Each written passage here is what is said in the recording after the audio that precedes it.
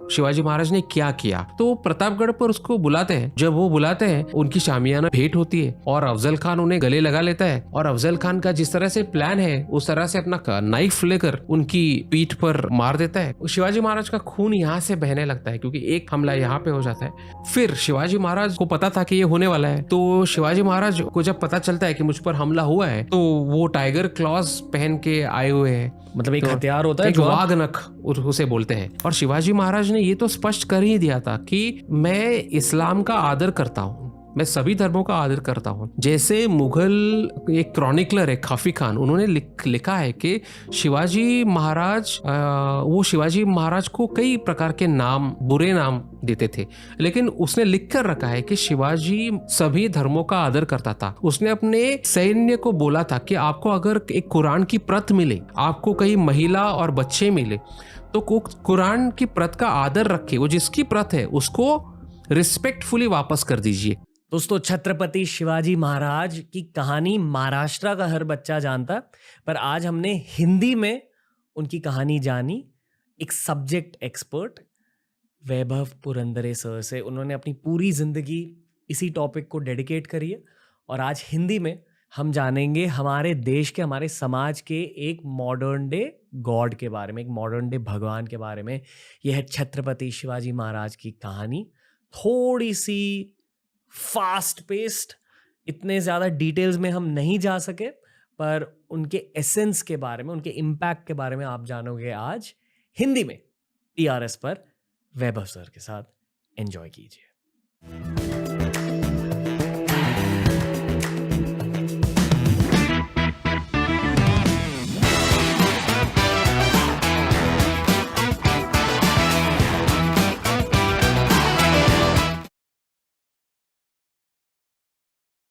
वैभव Purandare sir, Chhatrapati Shivaji Maharaj oriented special. आपसे बेहतर मुझे पता नहीं हिंदी में हमें ऐसी कॉन्वर्सेशन कौन देगा। आप कैसे हो सर? मैं बिल्कुल ठीक हूँ, आप कैसे हैं? बढ़िया। मुझे हिस्ट्री वाले पॉडकास्ट बहुत ज़्यादा अच्छे लगते हैं। बचपन में ना बहुत सारे लोग कहते थे, मतलब स्टूडेंट्स कहते थे कि यार हिस्ट्री हम क्यों पढ़ रहे हैं, इसके क्या फ़ायदे होंगे हमारे लाइफ में। जितनी ज़्यादा मेरी उम्र बढ़ रही है उतना ज़्यादा मुझे पता चल रहा है कि हिस्ट्री का बहुत ज़्यादा महत्व रहता है आपकी खुद की साइकोलॉजी में। दुनिया को समझने के लिए आपको हिस्ट्री जाननी चाहिए एक्चुअली।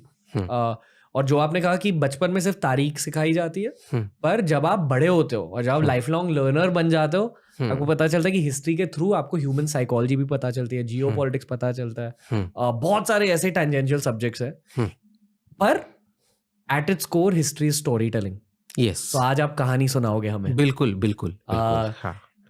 हमने कुछ छत्रपति शिवाजी महाराज स्पेशल एपिसोड्स किए इंग्लिश में, 4 एपिसोड्स किए, पर आज एक लंबा हिंदी एपिसोड करेंगे। एक शॉर्ट में पूरी मैक्रो स्टोरी सीखेंगे वैभव सर से। कहाँ स्टार्ट करना चाहिए हमें वैभव सर? हमें शायद स्टार्ट करना चाहिए जब इस्लामिक इन्वेजन की शुरुआत होती है। वो तारीख है 1296। और इसका महत्व ये है कि अलाउद्दीन खिलजी तब नॉर्थ से, उत्तर से दक्षिण में आते हैं और देवगिरी पर हमला कर देते हैं। ये देवगिरी जो जगह है, यहाँ पे यादवों का राज है। कहाँ है देवगिरी? देवगिरी औरंगाबाद जो महाराष्ट्र में है उसके नॉर्थ वेस्ट में देवगिरी है। उसका आज का नाम दौलताबाद है। ओके। जो मुसलमानी रियासत ने बदलकर देवगिरी से दौलताबाद किया। तो यादवों का वहाँ पे राज है। देखिए 1296 का आप अगर चित्र देखें दक्खन का, और जब मैं दक्खन ये शब्द इस्तेमाल करता हूँ, इसका मतलब पूरा सदर्न इंडिया है, दक्षिण भारत पूरी तरह से आप समझ लीजिए, south of the Vindhyas. Maharashtra भी बिल्कुल। ओके। तो यहाँ पे यादवों का राज्य है। आंध्राज में काकटियाज है, उनका राज है। कर्नाटका में होयसालाज है, उनका राज है। और तमिलनाडु में पांड्याज है, उनका राज है। ये 4 राज सदर्न इंडिया में है, दक्षिण भारत में है। आपस में झगड़ते थे, लड़ते थे, कभी दोस्ती करते थे, कभी ट्रीटीज करते थे, कभी अग्रीमेंट करते थे, लेकिन झगड़ना तो हमारे स्वभाव ही है। तो झगड़ते थे। तो अलाउद्दीन खिलजी एक दिन आ जाता है नॉर्थ से और देवगिरी पर हमला कर देता है। और काफ़ी मंदिरों को वहाँ उद्ध्वस्त कर देता है और वहाँ से मुसलमानी राजवट की शुरुआत हो जाती है। और धीरे धीरे से दक्षिण भारत में मुसलमानी राज्य प्रस्थापित होना शुरू हो जाता है। वो स्लोली इस तरह से प्रस्थापित हो जाता है कि वो सभी जो रूलर्स हैं उनका पराभव हो जाता है, वो हार जाते हैं और सिर्फ 2 किंगडम रह जाते हैं साउथ में। एक है बहामनी किंगडम जो है इस्लामिक राज्य और दूसरा है विजयनगर का राज्य जो अभी भी जीवंत है, जागरूक है, ज्वलंत है। मतलब तमिलनाडु को किसी ने कभी डिफीट नहीं किया? हाँ, तभी तो नहीं किया था, तो बाद में फ्रेंच आएगा। ओके मतलब यूरोपियंस ने हाँ, किया। हाँ। ठीक है।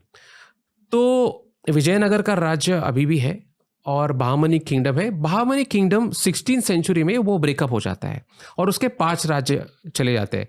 वो भी उससे थोड़ा आगे जाए तो हम लोग 17th सेंचुरीज में आए, 17th सेंचुरी में आए तो शिवाजी महाराज का जन्म 1630 साल का है। उसका मैं आपको चित्र बताता हूँ कि दक्षिण में 3 सल्तनतें हैं। एक है निज़ाम शाही जिसका कैपिटल अहमदनगर में है, एक है आदिल शाही जिसका कैपिटल बीजापुर में है और एक है कुतुब शाही जिसका कैपिटल गोलकोंडा में है। और मतलब Maharashtra, Karnataka, Andhra Pradesh. Correct, okay, correct. और कर्नाटका का भाग दक्षिण का पूरा। हाँ जी। और नॉर्थ इंडिया में मुगलों का राज है और वो बहुत ही बड़ी तरह से फैला हुआ है, बहुत बड़ा, क्योंकि अकबर ने उसका काफ़ी फैलाव किया। और 1630, 1635, 1640 तक परिस्थिति ऐसी आ जाती है कि अफगानिस्तान से बंगाल तक मुगलों का राज्य है और मुगलों को दक्कन में अब आना है। They want to attack the Deccan और दक्कन के जो राज्य है उनको समाप्त करके उनका राज्य उन्हें वहां प्रस्थापित करना है। मतलब आदिल शाही, निजाम शाही और कुतुब शाही। हाँ। क्योंकि इन तीनों के पास पैसे थे, मिनरल्स थे, रिसोर्सेस थे। मतलब डेक्कन को क्यों कॉन्कर करना था इन्हें? इसलिए कि दक्कन में रिसोर्सेस तो थे ही, नो डाउट अबाउट दैट, लेकिन सबसे इंपॉर्टेंट था कि अपनी पावर बढ़ाना, एक्सपांड करना। ओके। पावर को फैलाव करना ताकि कोई चैलेंजर ना रहे। अगर आदिल शाही रहे, निज़ाम शाही रहे, वो और भी मजबूत हो जाए तो मुगलों को वह चैलेंज रह जाता है जी। तो वो चैलेंज न रहने के लिए और अपना किंगडम, जितना किंगडम बड़ा हो जाए उतने रिसोर्सेज ज़्यादा। और सदर्न इंडिया में so many temples, so many mutts, so much of resources. Coastline में बहुत पैसा है, एक्सपोर्ट इंपोर्ट करने में काफ़ी फायदा है। तो रिसोर्सेज प्लस पावर, ये दोनों चीजें हैं उसमें। जैसे कि अगर आज मॉडर्न कॉन्टेक्स्ट में देखा जाए तो पुतिन की भी थिंकिंग यही है कि राज्य को एक्सपैंड करना है, इसलिए यूक्रेन में चले गए, बिल्कुल, पैसों के लिए, रिसोर्सेज के लिए। बिल्कुल। और अगर आप बिजनेसेस को भी देखें, हर अल्फा बिजनेसमैन ये सोचता है कि अभी और बड़ा कैसे हो जाऊं। करेक्ट। चाहे वो बिलियनर ही क्यों ना बन जाए, पर ये सोचते हैं कि आगे क्या करे लाइफ में। बिल्कुल। इस तरह से हिस्ट्री का एक रोल जियोपॉलिटिक्स और मॉडर्न डे बिजनेस में भी होता है। बिल्कुल। ये कॉन्टेक्स्ट देकर हम फिर से इतिहास में चले जाते हैं। वेब सर, हाँ बताइए। तो 1630 में, 1630 में 19 फरवरी को शिवाजी महाराज का जन्म होता है। शिवनेरी किला है जी, जो जुन्नर में है, जो पुणे डिस्ट्रिक्ट के नज़दीक है, वहाँ पे शिवाजी महाराज का जन्म हो जाता है। तो उनके जो पिताजी हैं शहाजी राजे भोसले, वो तब कुछ छोटे कालखंड के लिए मुगलों के लिए काम कर रहे हैं जी। वो अलग अलग सल्तनतों के लिए काम करते हैं। तो मराठे जो है वो 15वें और 16वें और 17वें शतक में अलग अलग सल्तनतों के लिए मिलिट्री जनरल्स के रूप में और मिलिट्री फुट सोल्जर्स के रूप में और मिलिट्री सोल्जर्स के रूप में काम कर रहे हैं। तो ये भोसले परिवार जो है वो बहुत ही वेल रिगार्डेड और रिस्पेक्टेड परिवार है, क्योंकि वो बहुत अच्छे मिलिट्री जनरल्स थे। जो शहाजी राजे के जो पिता है मालोजी राजे भोसले, शिवाजी राजे के दादाजी, he is also military general of note. He works in the Nizam Shahi kingdom. Shahaji Maharaj works for the Nizam Shahi kingdom. For a short while he works with the Mughals. Nizam Shahi is under tremendous attack. उन पर बहुत जोरदार हमला हो जाता है और निजाम शाही पहले से ही बहुत कमजोर हो चुकी है मुगलों से और बीजापुर से। सो बीजापुर से साउथ से हमला हो रहा है और मुगलों से नॉर्थ से हमला हो रहा है और निजाम शाही बहुत ही कमजोर हो चुकी है। और एक छोटे कालखंड के लिए मुगलों के लिए काम करके शाहजी राजे निजाम शाही में वापस आ गए हैं और वो निजाम शाही को जीवंत और शाबित रखने के लिए कोशिश कर रहे हैं। तो वो कोशिश वो 1636 तक करते हैं और सिर्फ शाहजी राजे की एफर्ट्स के वजह से निजाम शाही 1636 तक somehow stays alive. But in 1636 वो जो निजाम शाही है उसका पूरी तरह से पराभव हो जाता है और आदिल शाही को जाकर शाहजी राजे जुड़ जाते हैं जी और आदिल शाही के पास काम करने लगते हैं मिलिट्री जनरल के रोल में। तो अब दक्कन में आदिल शाही बची है और कुतुब शाही बची है और नॉर्थ से मुगल हमला कर ही रहे हैं और निजाम शाही के दो टुकड़े हो गए हैं। एक टुकड़ा मुगलों ने ले लिया है और दूसरा सदर्न पार्ट का टुकड़ा वो बीजापुर ने ले लिया, आदिल शाही ने ले लिया जी। और शाहजी राजे को सदर्न कैंपेन पर भेजकर उनको बेंगलुरु की जहागीर ये आदिल शाही दे देती है। तो शिवाजी महाराज और उनकी माँ जीजाबाई वो शिवनेरी पर है 1630 to 1636। शिवाजी महाराज बहुत छोटे हैं, वहाँ पे बढ़ रहे हैं और शाहजी राजे अपनी दक्षिण मुहिम पर है और बेंगलोर को अपना बेस बनाकर दक्षिण की मुहिम कैरी आउट कर रहे हैं बीजापुर के लिए। इस फेज से काफ़ी सारी कहानियाँ निकल के आती हैं। तो जीजा माता ने मेरे ख्याल से उन्हें बहुत मेंटरिंग दी थी इस फेज में। बिल्कुल, वो मेंटरशिप के बारे में थोड़ा सा बताइए, क्योंकि हर किसी का मेंटर पहले उनके पेरेंट्स होते हैं या एक पेरेंट होता है। बिल्कुल, मेरे भी लाइफ में मेरी मम्मी मेरी पहली मेंटर थी। बिल्कुल, ये बताइए। तो जीजाबाई और शिवाजी महाराज का जो नाता है वो बहुत ही क्लोज रिलेशन है और जीजाबाई ये शिवाजी महाराज के लिए आदर्श है और बचपन से जीजाबाई उन्हें रामायण और महाभारत की कथा सुनाती है, धर्म और अधर्म का अंतर समझाती है, सिखाती है।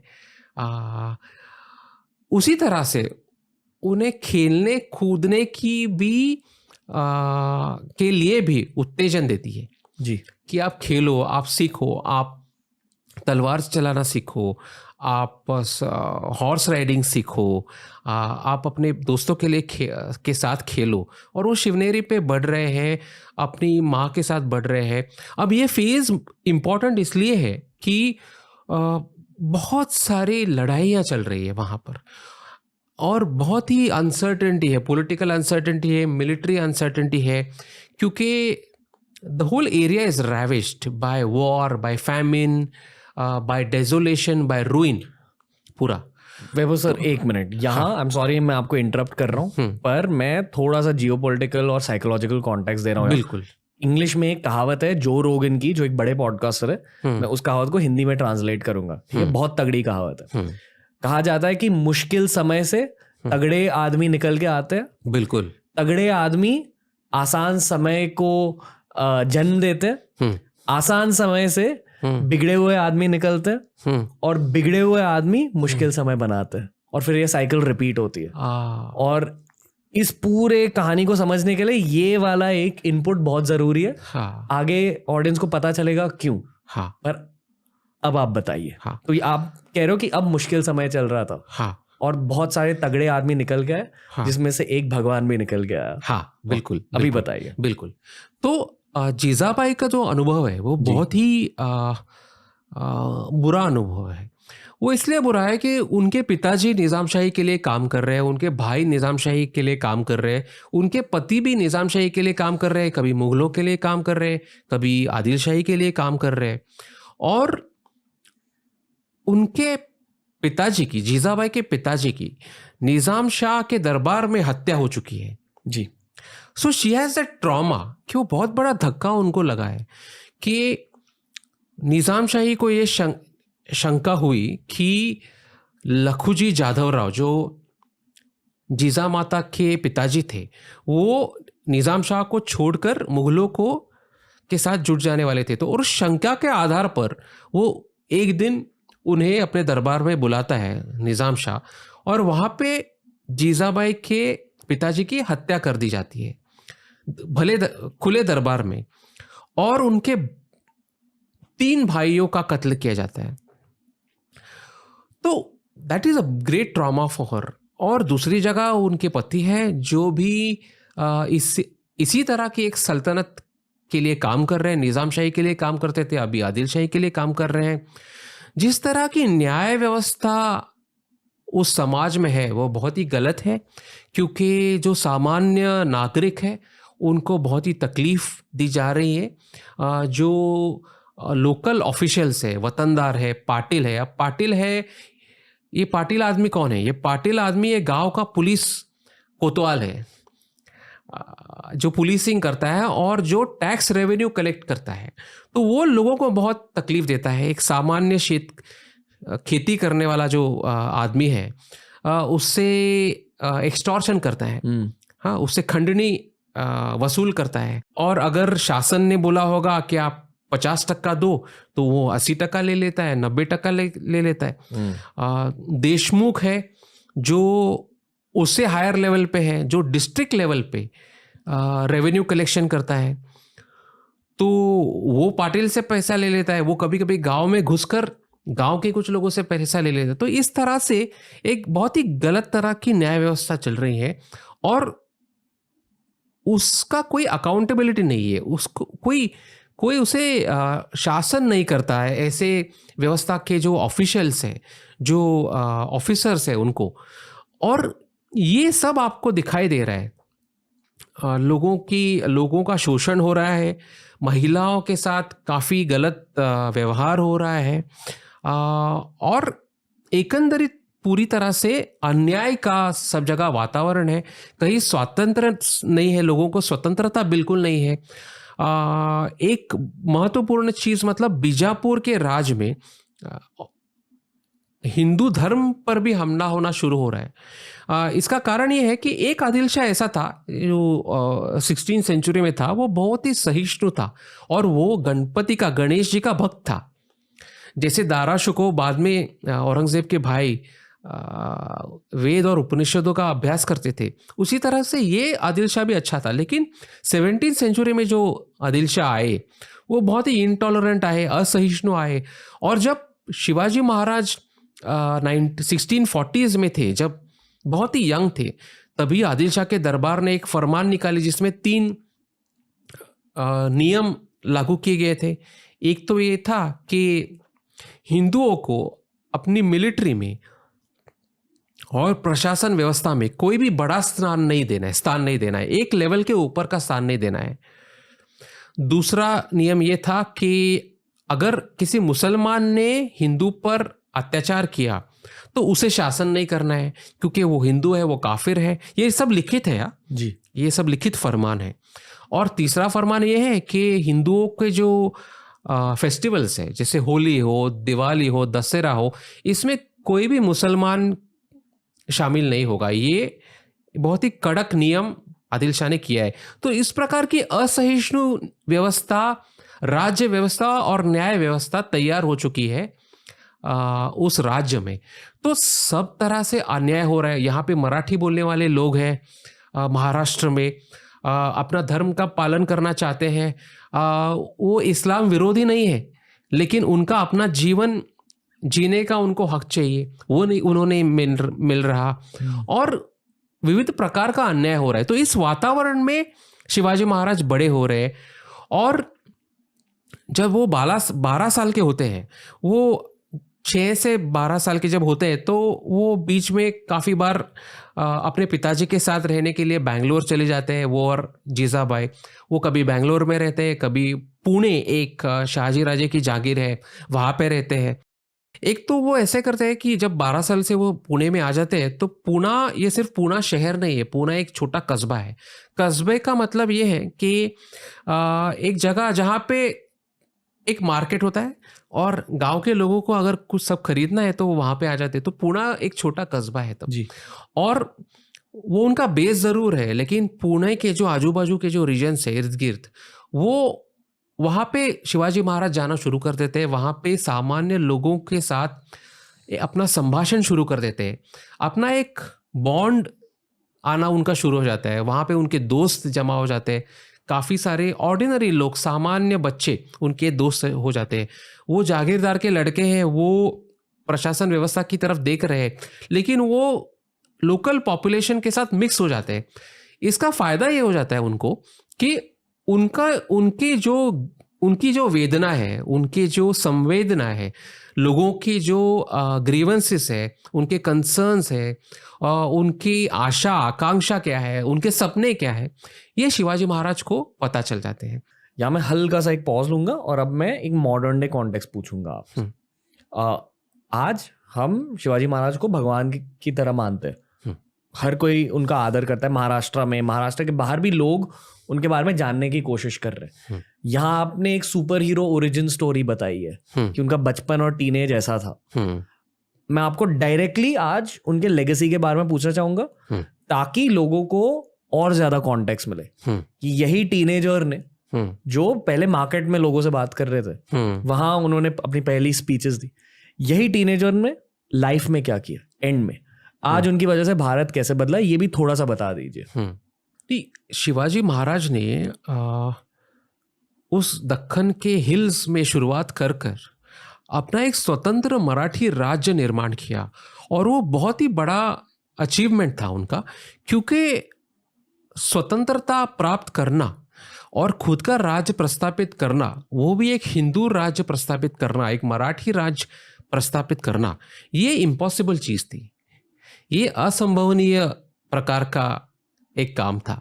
और खुद को छत्रपति बनाना और खुद का एक कॉरोनेशन करना, खुद का राज्याभिषेक करना, खुद का राजारोहण करना और छत्रपति खुद को टाइटल देना, ये बहुत ही बड़ी बगावत थी। तो बहुत ही बड़े बागी हुए जिन्होंने अपना स्वतंत्र राज्य निर्माण किया, उस राज्य की एक स्वतंत्र न्याय व्यवस्था निर्माण की, एक स्वतंत्र शासन व्यवस्था निर्माण की, खुद के नियम निर्माण किए, खुद के कॉइन्स भी मिंट किए और खुद का राज्य इस तरह से उन्होंने एक्सपांड किया कि जब मुगल राज्य अपने सक्सेस के हाइट पे था, औरंगजेब अपने सक्सेस की हाइट पे था और मुगलों का राज्य it was covering 1/5 of the world's known land surface, तभी ही created his own kingdom with Hindu rituals of kingship and sovereignty.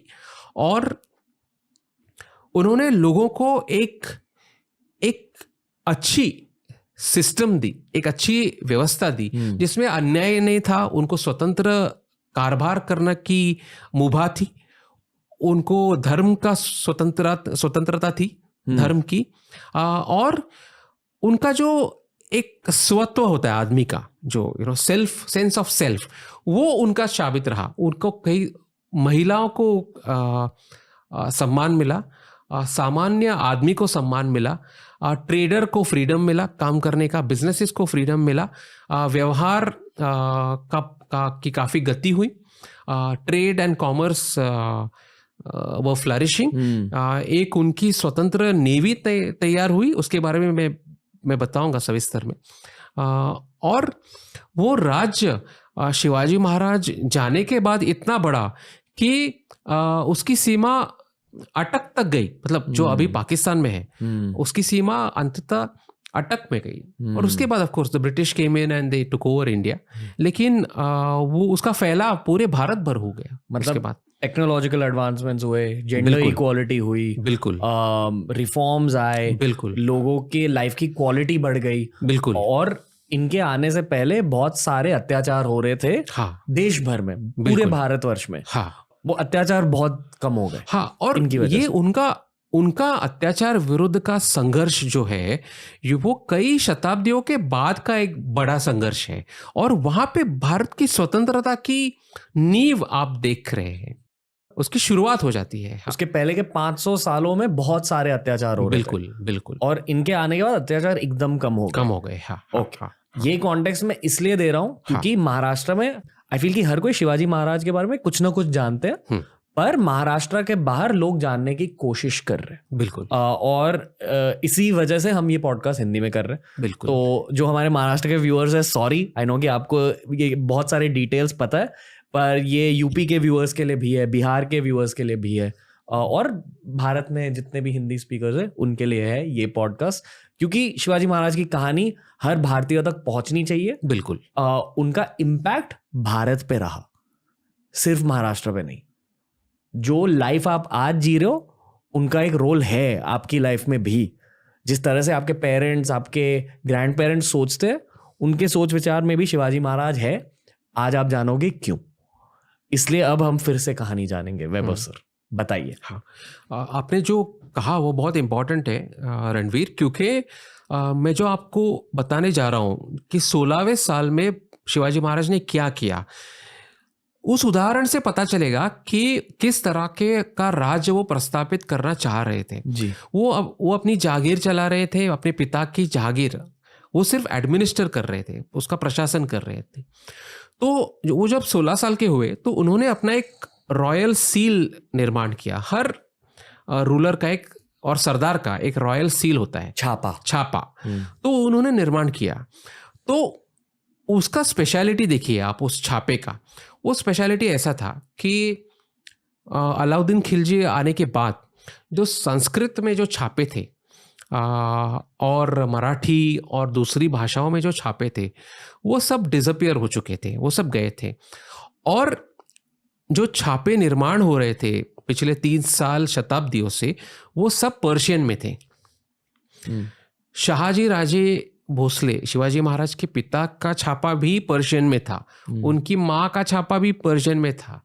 तो हर कोई तब अरबिक और पर्शियन बोल पाता था? बोल शायद नहीं पाता था, लेकिन इस्तेमाल करना अनिवार्य था, कंपलसरी था, क्योंकि official language, the official language was Persian. Okay.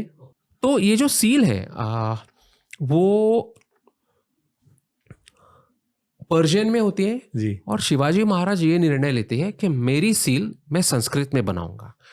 वो that is a big departure from the existing practices. तो ये एक बहुत बड़ा स्टेटमेंट हो जाता है उनका कि मैं किसी के खिलाफ नहीं हूं, लेकिन मेरी संस्कृति मेरे लिए इंपॉर्टेंट है, महत्व है उसका है, एक मेरा आइडेंटिटी है, वो आइडेंटिटी उसको आप खत्म मत कर दीजिए और मैं वो खत्म होने नहीं दूंगा। तो वो संस्कृत में अपनी सील बनाते हैं। तो वो एक इम्पॉर्टेंट चीज़ करते हैं। और दूसरी चीज़ वो इम्पॉर्टेंट करते थे कि वो एडमिनिस्ट्रेशन कर रहे हैं, उनको एक दिन एक कंप्लेंट आ जाती है कि एक गांव का पाटिल है, उस गांव का नाम रांझा है, और वो खेड़ेबारे नाम का एक गांव है, उसका पाटिल है। तो उसने किसी महिला पर शारीरिक अत्याचार किया है, ऐसे उनको कंप्लेंट आ जाती है। तो वो कंप्लेंट इन्वेस्टिगेट करते हैं और जब उन्हें पता चलता है कि ये कंप्लेंट सही है तो वो पाटिल को बुलाया जाता है, उसको अरेस्ट किया जाता है इमीडिएटली, और शिवाजी महाराज बोलते हैं इसके हाथ पैर तोड़ दो, और उसके हाथ पैर तोड़े जाते हैं। तो ये जो हो जाता है ये उनके पत्रों में भी है, इसका डिटेल्स पूरा, और मैंने वो पत्र पढ़े हैं सब। ये उनका one of the earliest administrative orders है और एग्जीक्यूटिव ऑर्डर है। तो इस एक्शन से ये हो जाता है कि वहाँ के जो सामान्य लोग हैं उनको एक बहुत बड़ा मैसेज चला जाता है। वहाँ के जो पाटिल है, देशमुख है, वो अपनी मनमानी करने की उनको आदत हो गई है, इस प्रकार के विविध प्रकार के अत्याचार करने की आदत हो गई है। लेकिन ये एक्शन उन्होंने एंटिसिपेट नहीं किया था। जब वो ये हो जाता है तो उनको अचंबा हो जाता है, वो बोलते हैं कि अरे ये आदमी कुछ सही कर रहे हैं, and he is an exception. और उन्होंने पाटिल को शासन किया, क्योंकि अगर कंप्लेंट करनी हो तो किसके पास जाओगे आप? पाटिल के पास जाओगे, देशमुख के पास जाओगे, वो कोई सुनने वाला तो नहीं है। और जागीरदार के लड़के के पास जाते थे तो जागीरदार का लड़का कहता था कि मैं इस कुछ कर नहीं सकता, पाटिल डिसाइड करेगा। लेकिन ये आदमी, ये लड़का 16 साल के, पाटिल को बुलाता है और उसके हाथ पैर तोड़ देता है, आई विल नॉट अलाउ दिस करके। तो इससे एक प्रकार का कॉन्फिडेंस लोगों को आ जाता है और लोग उनके साथ शामिल होना शुरू हो जाते हैं। तो ये एक बहुत उत्तम उदाहरण है कि 16वें साल में कि वो किस प्रकार की न्याय व्यवस्था निर्माण करने वाले हैं। शामिल होने लगते हैं यानी कि उनकी फौज में शामिल होने लगते हैं, या जो राजनीति में शामिल होने लगते हैं, प्रशासन में शामिल होने लगते हैं। और in the next 2 years, by the time is 18, Shivaji Maharaj captures 4 forts, 4 किले हैं to the south of Pune. He captures them slowly with his friends. जो सामान्य खेती करने वाले लोग हैं, उनके लड़के हैं, उसमें तानाजी मालुसरे है, उसमें दूसरे लोग हैं, तो उनके साथ लेकर वो 4 किले कैप्चर कर लेते हैं और अपनी एक बगावत की शुरुआत कर देते हैं। ओके, मतलब जो बच्चे खेती करते थे, बिल्कुल, उनको थोड़ी सी फौज की ट्रेनिंग देकर उन्होंने इतने सारे फोर्ट्स को कैप्चर कर लिया। बिल्कुल, और तभी के वॉर सिनारियोज में अगर आपने एक फोर्ट को कैप्चर कर लिया तो वो आपके लिए एक बहुत बड़ी जीत होती है, बहुत बड़ी। फोर्ट के आसपास जो एरिया होती है आप उसे भी कंट्रोल कर रहे हो। यस। तो उस जमाने में अगर फोर्ट्स ले लिए, उसका ये मतलब है कि आपने लैंड भी ले लिया। बिल्कुल, वो जमीन भी आपकी हो गई। बेसिकली तभी के हर युद्ध में लोग जमीन लेने की कोशिश कर रहे हैं। ये कॉन्टेक्स्ट जरूरी है क्योंकि आगे जाकर मुझे पता है कहानी में बहुत सारे फोर्ट्स को लेकर बातें होती है और फोर्ट्स पावर सेंटर्स होते हैं। बिल्कुल, फोर्ट्स को कंट्रोल कर लिया, आप युद्ध को भी कंट्रोल कर रहे हो। अभी बताइए। तो one of the earliest forts he takes is called Rajgad. वो उसका हाइट बहुत बड़ा है, तो 4500 फीट अबव सी लेवल। तो उसका महत्व ये है, वहाँ पे 3 टेरेसेस एस्टेब्लिश कर देते हैं। तो वो टेरेसेस ऐसा है, वो it gives you a complete view और ring side view of the whole area around him. तो फोर्ट का बहुत ज़्यादा महत्व है। और वो फोर्ट जब वो ले लेते हैं तो आदिल शाह को बहुत ही अलार्म हो जाता है कि इस लड़का का कुछ तो ये कर रहा है, और वो उसके पिताजी को कंप्लेंट कर देते हैं कि इसको रोको। और वो एक फौज अपनी भेज देते हैं फतेह खान के नेतृत्व में इससे लड़ने के लिए। और उस फौज को शिवाजी महाराज और उनके जो साथ जो बच्चे लड़ रहे हैं, वो भी खुद 18 साल के हैं, उसे वो हराते हैं, वो उस फौज को। तो तभी से उनके करियर की, पॉलिटिकल और मिलिट्री करियर की एक जोरदार शुरुआत हो जाती है। और तभी से उनके जो प्रतिस्पर्धी है वो भी बहुत ही जागरूक हो जाता है कि बाबा इस लड़के को जरा देखना पड़ेगा क्योंकि ये बहुत ही बगावत करने वाला लड़का दिख रहा है। ओके। और फिर 8 साल आगे 16 in when he is 26 years old 1656 पे वो जावड़ी नाम का एक इलाका है जो बहुत ही इट्स वेरी माउंटेनियस और it's full of valleys. It's close to Mahabaleshwar in Maharashtra. और वो उसको कैप्चर कर लेते हैं। और वहाँ पे एक बहुत बड़ा सरदार होता है चंद्रराव मोरे नाम का, और वो बीजापुर का सरदार है और वो वहाँ का दादा है, वहाँ का एकदम बहुत ही बड़ा पावरफुल आदमी है। उसको हराना मतलब जैसे हम हिंदी मूवीज में बोलते हैं ना, मुश्किल ही नहीं नामुमकिन है, that type of reputation he has. और चंद्रराव मोरे को शिवाजी महाराज जाकर हरा देते हैं और जावड़ी को कैप्चर कर लेते हैं। वो एक बहुत बड़ी अचीवमेंट उनकी हो जाती है। और तभी बीजापुर अफजल खान को भेज देते हैं उनकी जान लेने के लिए। तो वो बीजापुर को पता चलता है कि इन्होंने अभी बहुत ही ओपनली बगावत कर ली है, तो ये अपना खुद का राज्य प्रस्तापित करने की कोशिश कर रहा है, तो उसको मार देना चाहिए। और अफजल खान एक बहुत बड़ा powerful with a giant reputation एक अफगान आदमी है, उसको वो बीजापुर का सरदार है, उसे भेज दिया जाता है शिवाजी महाराज की हत्या करने के लिए। उस जंग में कुछ हुआ, हथियारों का कुछ हुआ था, तो बताइए मतलब उनको कैसे डिफीट किया गया। हाँ, तो अफजल खान को इसलिए भी भेजा गया था बीजापुर ने क्योंकि वो जो वाई इलाका है, जो जहाँ पे जावड़ी है, जिसका मैंने अभी उल्लेख किया, वो वाई का गवर्नर था पहले, तो he is very familiar with the mountainous area और the valleys and all of that, and he is very powerful. उसको बहुत बड़ा सैन्य लेके आता है वो। तो शिवाजी महाराज का इंटेलिजेंस देखिए कि उनको पता है उनके पास समझो 200 लोग हैं और उनका जो एनिमी है उसके पास 2 लाख लोग हैं। तो उनको पता है कि मैं अगर सामने लड़ूंगा तो 200 लोग तो खत्म हो जाएंगे। और तो वो डिसाइड करते हैं कि मुझे इस तरह से नहीं लड़ना है। मेरा स्ट्रेंथ क्या है? मेरा स्ट्रेंथ मेरे फोर्ट्स है और मैं ग्यूरिला वॉरफेयर करूंगा, गनीमी कावा करूंगा जी। तो मैं फोर्ट से बाहर निकाल के हमला करूंगा सैन्य पर, फिर मैं वापस जाऊंगा तो उसके 200 लोग मारूंगा, फिर वापस सैन्य लेके बाहर जाऊंगा, फिर 1000 लोग मारूंगा, फिर वापस आऊंगा। इस तरह से मैं अपना एनिमी को खत्म करूंगा। कॉन्टेक्स्ट यहाँ है टाइमलाइन के इस पॉइंट पर कि बेसिकली उनके टीनेज में और उनके अर्ली 20s में वो लोगों को इकट्ठा कर रहे थे, उनको फौज की ट्रेनिंग दे रहे थे और स्पेसिफिकली गोरिल्ला वॉरफेयर की ट्रेनिंग, जो आप कह रहे हो। थोड़ा सा आपको गोरिल्ला वॉरफेयर एक्सप्लेन करना होगा। ये जंग का एक तकनीक होता है जहां आप एफिशिएंटली काम कर रहे हो, मतलब बहुत कम लोगों को लेकर आप बहुत सारे लोगों को टेक ऑन कर रहे हो और अपने शत्रु को डिफीट भी कर रहे हो। पर गोरिल्ला वॉरफेयर के अंदर क्या होता है, उनके हथियार कैसे थे?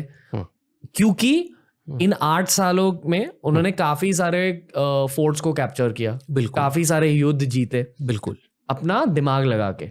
बिल्कुल क्रिकेट का एग्जांपल देते हैं, जैसे आईपीएल के पहले सीजन में राजस्थान रॉयल्स जीते थे। किसी ने एक्सपेक्ट नहीं किया था कि यार ये शेन वॉर्न वाली टीम जीतेगी, जहाँ कोई सुपरस्टार्स नहीं थे, पर जितवाया, चैंपियंस बन गए अपना दिमाग लगा के। तो गोरिल्ला वॉरफेयर में लोग आपको एक्सपेक्ट नहीं करते कि आप एक तगड़ी जंग में जीतेंगे, पर आप जीत जाते हो। कैसे, क्या होता है गोरिल्ला वॉरफेयर में? क्योंकि 8 सालों में गोरिल्ला वॉरफेयर की वजह से इन्हें बहुत सफलता मिली।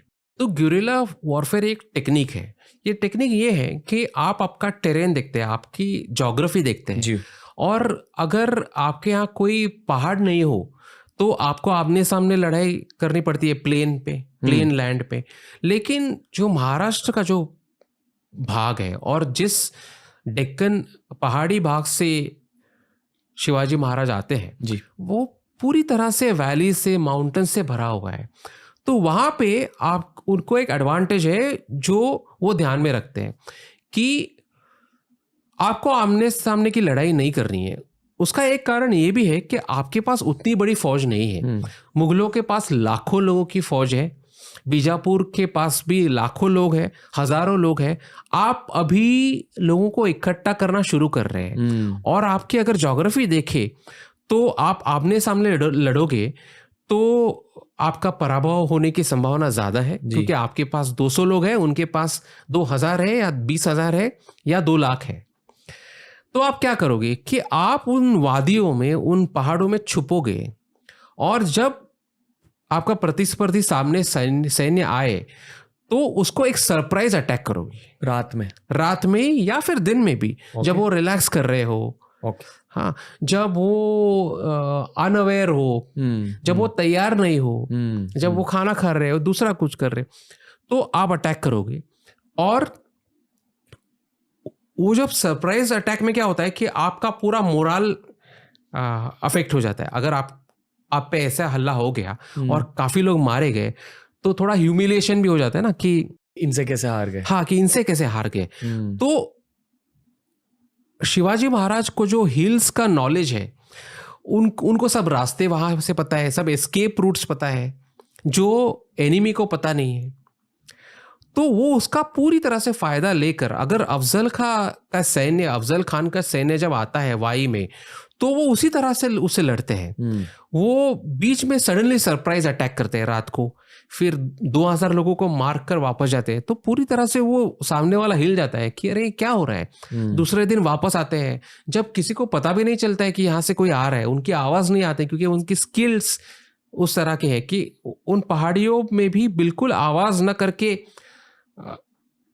प्रतिस्पर्धी पे हमला करना, तो वो एक स्किल्स मराठों ने डेवलप की थी, stealth warfare over a period of years. Yes, और शिवाजी महाराज के पास सोफिस्टिकेटेड वेपन्स भी नहीं है, तो उन्होंने उनको इस तरह से लड़ना बहुत इंपॉर्टेंट है। उनके पास वेपन्स है, लेकिन कौन से हैं? जो उन्होंने कैप्चर किया फोर्ट्स से, जो फोर्ट्स कैप्चर हुए और वहां पे जो वेपन्स थे, वहां पे मिले हुए वेपन्स है, लेकिन उनके पास उतने रिसोर्सेज तो है नहीं कि अभी बहुत सारे वेपन्स खरीद ले। वो धीरे धीरे से रिसोर्सेज उनके पास आने शुरू हो जाता है, लेकिन इस स्टेज पे उनके पास उतने नहीं है। तो वो ऐसा प्लान करते हैं कि अफजल खान को जाकर वाई में नीचे मिलना, प्लेन्स पर, ये मतलब आत्महत्या होगी, क्योंकि वो पूरी तरह से सुपीरियर हो जाएगा। वो इस प्रकार का मैसेज उसको भेजते हैं अफजल खान को कि मैं तुमसे बहुत डर गया हूँ भाई, तुम बहुत बड़े जनरल हो, तुम्हारा बहुत बड़ा रेपुटेशन हो, मैं तुमसे कैसे लड़ूं? तुम तो मेरे पिताजी के कलीग हो आदिल शाही में, तो मैं डर गया हूं, मैं आपको मिलने के लिए नहीं आ सकता हूं, क्योंकि मेरी जान चली जाएगी। तो आप मिलने के लिए मुझे आ जाइए, और जो आपको चाहिए पूरी तरह से मैं आपको सरेंडर कर देता हूं। मैंने जो किले लिए हैं वो आपके ही है, वो बीजापुर के ही है, आप आ जाओ, मुझे बहुत डर लग रहा है आपको मिलने को, आपका रेपुटेशन ऐसा है कि मैं आपको फेस टू फेस मिल नहीं सकता हूँ जी। तो वो इस तरह से अफजल खान को धीरे धीरे से चढ़ाते हैं, और अफजल खान धीरे धीरे कन्विंस हो जाता है 3-4 महीने कैंप करने के बाद वाई में। और वो उसको बोला था, आप प्रतापगढ़ में आ जाओ, मैं प्रतापगढ़ पे हूँ। Pratapgad he is a fort he has specifically built next to Mahabaleshwar, तो वहां पे आ जाओ, और वो फोर्ट के ऊपर भी आप मत आइए, ऊपर मैं रहता हूँ, बीच में एक शामियाना मैं तैयार कर देता हूँ, और आप वहां पे आ जाइए, वहां पे आप मिलेंगे, मैं पूरी तरह से आपको सरेंडर कर देता हूँ, और आप आ जाइए। तो अफजल खान शिवाजी की हत्या करने के लिए आया है जी। और आदिल शाह ने उसको बोला है कि आप उसको जाकर मार दीजिए, और शिवाजी महाराज को इसकी पूरी तरह से कल्पना है। तो वो प्रतापगढ़ पर उसको बुलाते हैं, और जब वो बुलाते हैं उनकी शामियाना भेंट होती है, और अफजल खान उन्हें गले लगा लेता है, और अफजल खान का जिस तरह से प्लान है उस तरह से अपना एक नाइफ लेकर उनकी पीठ पर मार देता है। शिवाजी महाराज का खून यहाँ से बहने लगता है, क्योंकि एक हमला यहाँ पे हो जाता है। फिर शिवाजी महाराज को पता था कि ये होने वाला है, तो शिवाजी महाराज को जब पता चलता है कि मुझ पर हमला हुआ है, तो वो टाइगर क्लॉज पहन के आए हुए हैं, मतलब एक हथियार होता है, एक वाघ नख उसे बोलते हैं। तो हाँ, हथियार होता है जहाँ पे पॉइंटेड क्लॉज है, जैसे शेर के होते हैं। हाँ, क्लॉज है, वो नख है।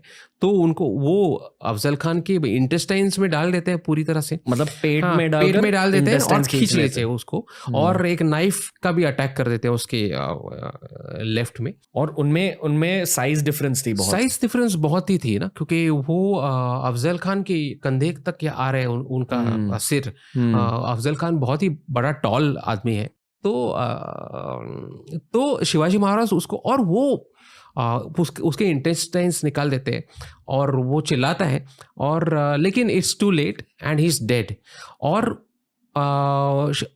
प्रतापगढ़ से ऊपर से एक सिग्नल जाता है, जो हॉर्न बजता है, शंख बजता है, और उससे शिवाजी महाराज की सैन्य मतलब छुपा हुआ है वादियों में, वाई की तरफ जाने वाली, और वो सिग्नल उनको मिलता है कि अफजल के सैन्य पे टूट पड़ो, और वो टूट पड़ते हैं, और अफजल का सैन्य, उनको पता चलता है कि अफजल मारा गया, क्योंकि सब लोग भागकर पीछे जाते सरदार, और सब मारे जाते हैं, और बहुत ही बुरी तरह का उनका पराभव होकर वापस जाते हैं बीजापुर में। And that is a major achievement for Shivaji Maharaj, क्योंकि एक आदमी जो उनका खून करने के लिए आया था, उसी का खून हो गया, और बीजापुर का इतना बड़ा सरदार मारा गया है।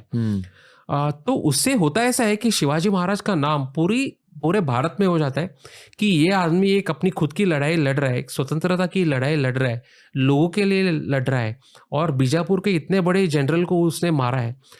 और औरंगजेब, ये 1656 में होता है, और 1659 में होता है, और औरंगजेब 1658 में, एक साल पहले ही बादशाह हो चुका है। तो औरंगजेब भी एकदम अलर्ट हो जाता है कि अरे ये कौन आदमी है। और औरंगजेब एक बहुत तगड़े शत्रु थे, बहुत ही तगड़े, मतलब जिस तरह से फिल्मों में सबसे तगड़े शत्रु थे। फिल्मों में 90s की फिल्मों में स्टार्ट में ही विलेन को दिखा देते ना कि यार हाँ। विलेन ऐसा है। हाँ, हाँ। औरंगजेब बिल्कुल वैसे थे। वैसे थे, हाँ, बिल्कुल, उन्होंने बिल्कुल। खुद काफी सारे जंग जीते थे बिल्कुल। और हाँ। किसी भी मुगल बादशाह को बादशाह बनने के लिए खुद के भाइयों का कत्ल करना पड़ता था उस जमाने में।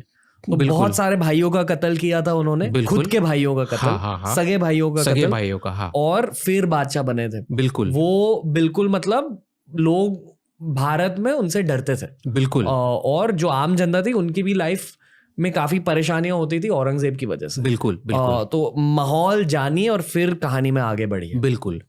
तो औरंगजेब बहुत ही पावरफुल बादशाह है जी। उनका कोई राइवल बचा नहीं है अभी।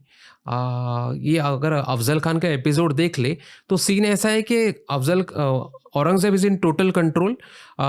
सब लोग मारे गए, भाई अपने पिता को उन्होंने कैदी बना के रखा है, और उनका राज अफगानिस्तान से बंगाल तक है, और अब औरंगजेब को दक्कन लेना है। औरंगजेब पहले ही दक्कन के गवर्नर रह चुके हैं मुगलों के, तो उनको दक्कन की बहुत अच्छी जानकारी है जी।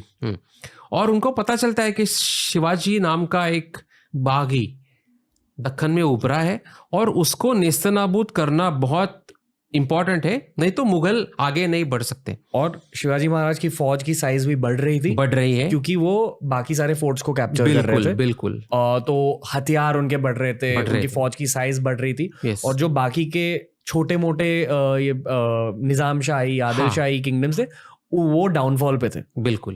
उनका पावर हट रहा था और इनका पावर बढ़ रहा था। हाँ। इस वजह से औरंगजेब ने नोटिस किया कि यार यहाँ क्या हो रहा है। हाँ, तो औरंगजेब बहुत ही स्मार्ट कमांडर था जी। औरंगजेब फैनेटिकल था और वो धीरे धीरे और भी धर्माभिमानी और असहिष्णु होता गया। लेकिन मिलिट्री जनरल के रूप में वो स्मार्ट था, वो इंटेलिजेंट था। उसको इमीडिएटली पता चला कि ये शत्रु मजबूत है और इसको अगर अभी इसका बंदोबस्त नहीं किया तो ये बहुत बड़ा धोखा निर्माण हो सकता है मेरे साम्राज्य के लिए, मुगल साम्राज्य के लिए। जी। तो इसको खत्म कर दो। तो इमीडिएटली वो 1660 में after the episode of Afzal Khan, वो अपने जो मामा है और बहुत बड़े मुगलों के जनरल है शाइस्ते खान, उसको दक्कन भेज देते हैं शिवाजी को पराभूत करने के लिए, शिवाजी को खत्म करने के लिए। और शाइस्ते खान 1660 में दक्कन आ जाते हैं, बहुत बड़ी फौज लेके आ जाता है, करीबन 1 लाख की फौज लेकर आ जाते हैं। शिवाजी महाराज की फौज तो उसके सामने कुछ भी नहीं है। तो समझो ना कि शिवाजी महाराज की फौज है अभी 10,000, 20,000, 25,000 ऐसे बढ़ रही है और ये 1 लाख की फौज लेकर आया है दक्कन में। और वो धीरे धीरे शिवाजी महाराज ने जो किले लिए हैं उसको लेना शुरू कर देता है, क्योंकि उसके पास बहुत बड़ी संख्या में लोग हैं और वेपन्स है, अम्यूनिशन है। जिस तरह का अम्यूनिशन शिवाजी महाराज की तरह की पास नहीं है। घोड़े हैं, हत्ती है, और 3 साल शाइस्ता खान दक्कन में रहता है, पूरी तरह से राज कर देता है। वो इस प्रकार से उसका कंट्रोल यहाँ निर्माण करता है महाराष्ट्र में कि पूना के लाल महल में वो जाकर रह जाता है। पूना का लाल महल वही लाल महल है जिसमें शिवाजी महाराज बड़े हुए हैं और रह चुके हैं उनके टीनेज ईयर्स में। तो वो भी उसने कैप्चर कर लिया है और जिस घर में शिवाजी रह रहे थे वो घर भी उन्होंने ले लिया है। और शिवाजी महाराज एक किले से दूसरे किले में डिफेंसिव युद्ध लड़ रहे हैं अभी। तो ये बहुत बड़ा चैलेंज निर्माण हो गया है कि शिवाजी महाराज का जो चैलेंज है मुगल साम्राज्य के लिए, वो अब जिंदा रहेगा कि नहीं, क्योंकि शाइस्ता खान बहुत पावरफुल है और सब कुछ खत्म कर रहा है। तो अभी क्या करना है? 3 साल हो चुके हैं और वो गांवों को पूरी तरह, हंड्रेड्स ऑफ विलेजेस वो उनको आग लगा देता है। शाइस्ता खान आकर उनके लोगों पर अत्याचार कर देता है। कुछ शिवाजी महाराज के लोगों को ब्राइब्स देकर खरीद लेता है। तो शिवाजी महाराज कुछ लोगों को भी खो रहे हैं, लड़ाई में खो रहे हैं, ब्राइब्स पर खो रहे हैं, उनके किले जा रहे हैं जो उन्होंने प्राप्त किए हैं, वो किले शाइस्ता खान ले रहे हैं। तो अब क्या करना है? तो इसलिए वो 3 साल से डटे रहे और उन्होंने खुद को सैक्रिफाइस नहीं किया। वो इम्पेशेंट नहीं हुए, मैं हार रहा हूं, पीछे जा रहा हूं। लेकिन शिवाजी महाराज के मन में यह है कि मुझे जिंदा रहना है, मुझे मैच जीतना है। ये 3 साल एक बहुत बड़ा सेटबैक हो जाता है शिवाजी महाराज को जी और वो सोचते हैं कि अब how do I recover from this setback. तो वो एक प्लान बनाते हैं, स्ट्रैटेजी बनाते हैं कि शत्रु पर इस तरह से हमला करना चाहिए कि उसका मोराल खत्म हो जाए। हाँ, और यहाँ पे मैं क्रिकेट की पैरेलल दूंगा कि जैसे सचिन तेंदुलकर ने 1998 में शेन वॉर्न के लिए तैयारी की थी कि पूरी तरह से अटैक करो, इस तरह से अटैक करो कि मोराल लो करो कि आप शेन वॉर्न के सपने में भी आ गए। हाँ कि शेन वॉर्न ने बोला कि सचिन मेरे सपने में आते थे। हाँ यहाँ मैं तुलना नहीं कर रहा हूँ क्योंकि हम लोग अभी क्रिकेट की बात कर रहे थे, इसलिए किसी भी आदमी की उनके साथ तुलना नहीं कर रहा हूँ, लेकिन फिर भी मैं बोल रहा हूँ आप अटैक, काउंटर अटैक, तो काउंटर अटैक कैसे करना है। तो शाइस्ते खान लाल महल में रह रहे पुणे में और 3 लेयर सिक्योरिटी के है, एक शहर के बाहर है और 2 अंदर है, एक इमीडिएटली लाल महल के बाहर है। तो शिवाजी महाराज ऐसे सोचते हैं कि मैं घर में घुस के इसको मारूंगा। तो घर में घुस के मारना तो असंभव है, इम्पॉसिबल है, कैसे घुसेंगे आप? पूना के बाहर ही पूरा सिक्योरिटी का लेयर है, आप अंदर नहीं जाएंगे। दूसरा लेयर पूना के अंदर है, तीसरा लेयर लाल महल के बाहर है। वो रात को 12 बजे पूना में एंट्री करते थे, छुपे हुए एक 100 लोगों का टीम लेकर एंट्री कर देते हैं और कहते हैं कि हम लोग तो मुगल सोल्जर हैं।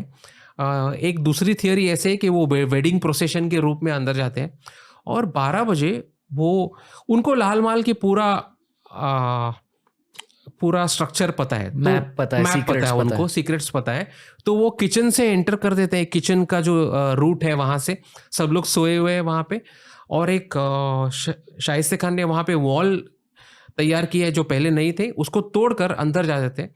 और after midnight he enters the house and starts attacking Shaista Khan, और Shaista Khan is completely taken by surprise. वो सो रहे होते हैं और अचानक तलवारें चलने लगती है और अचानक उनके लोग चिल्लाने लगते हैं। तो कोई तो आ गया है, कोई ये भूत आया है, कौन आया है कि इतनी बड़ी सिक्योरिटी हुई तो कौन अंदर आया है? तो शिवाजी महाराज अंदर आए, शाइस्ते खान उनको देखता है और ही इज कंप्लीटली शॉक्ड और वो भागने की कोशिश कर रहा है। लेकिन जब भागने की कोशिश में शिवाजी महाराज उस पर हमला कर देते हैं और उसके 3 फिंगर्स वो काट देते हैं पूरी तरह से। और तो मराठों को ऐसा लगता है कि शाइस्ते खान मर चुका है और 15-20 मिनट ये ऐसा संग्राम चलता रहता है शाइस्ते खान और मराठों के साथ। और फिर मराठे वहाँ से निकल जाते हैं और and then Shivaji and his men escape from there. And Shivaji Shaista Khan का एक लड़का फतेह खान, अबुल फतेह खान, वो उसमें मर जाता है उस संघर्ष में।